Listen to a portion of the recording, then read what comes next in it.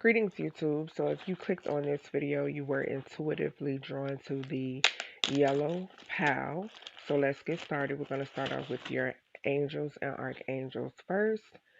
So the first card you have is Angel Lahaya. The date September 8th through the 12th may be of some significance, and this angel calms anger.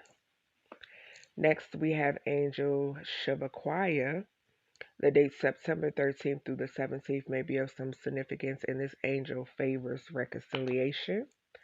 Moving right along, we have your mental health oracle cards. So, the first card you received was Move for 5 minutes every hour.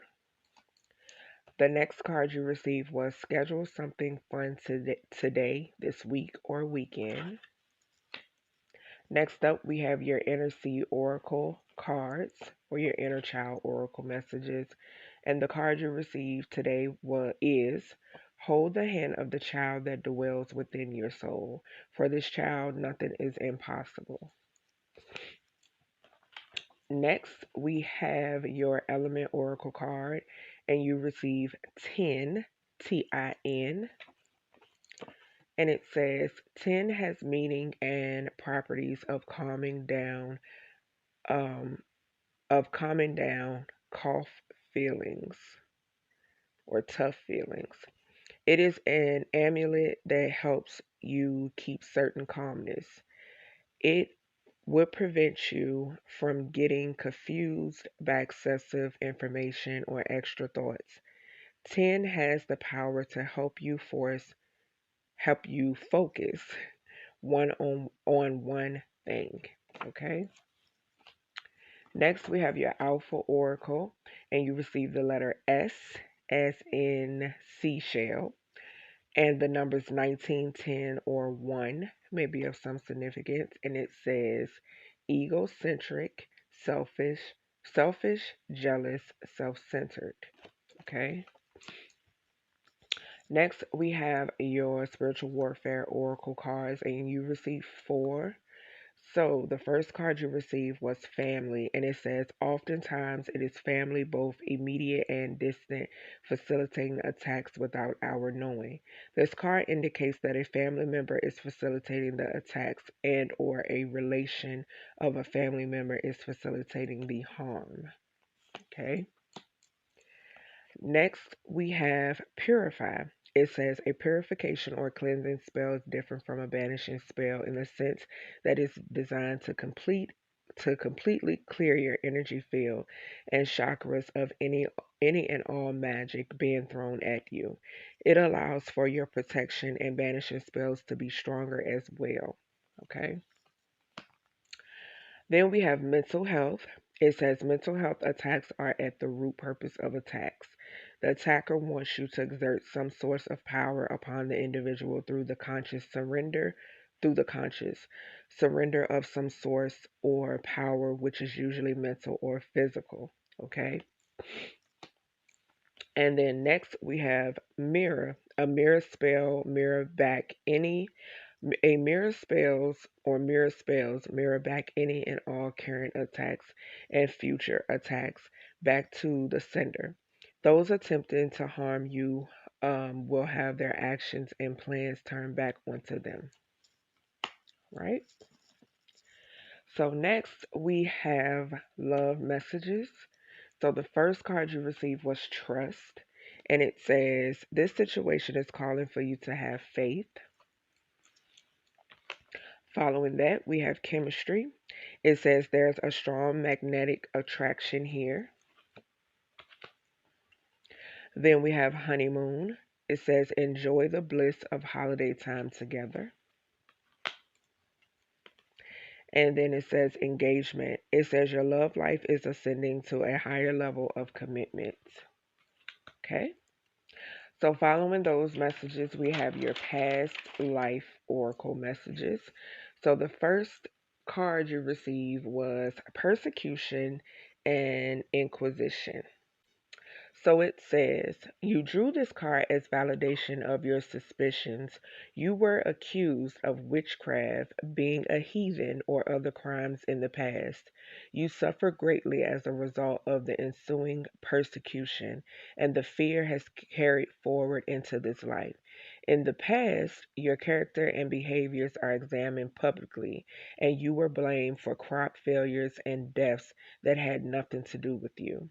Your neighbors and the government said that you were casting spells, which was a capital offense. In reality, you were a good hearted person, as you remain in this day, who had the ability to see into the future and to use energy for healing purposes. That lifetime has made you very sensitive to gossip and rumors. If someone falsely accuses you now, you become fearful and upset because that's the behavior that led to your painful death in previous lives. You may also be afraid to openly admit that you're still a talented healer and psychic. Unconsciously, you're keeping your spiritual skills a secret to avoid recreating the pain of the past. To heal from this, know that in the current lifetime, spiritual teachers and healers are revered instead of feared.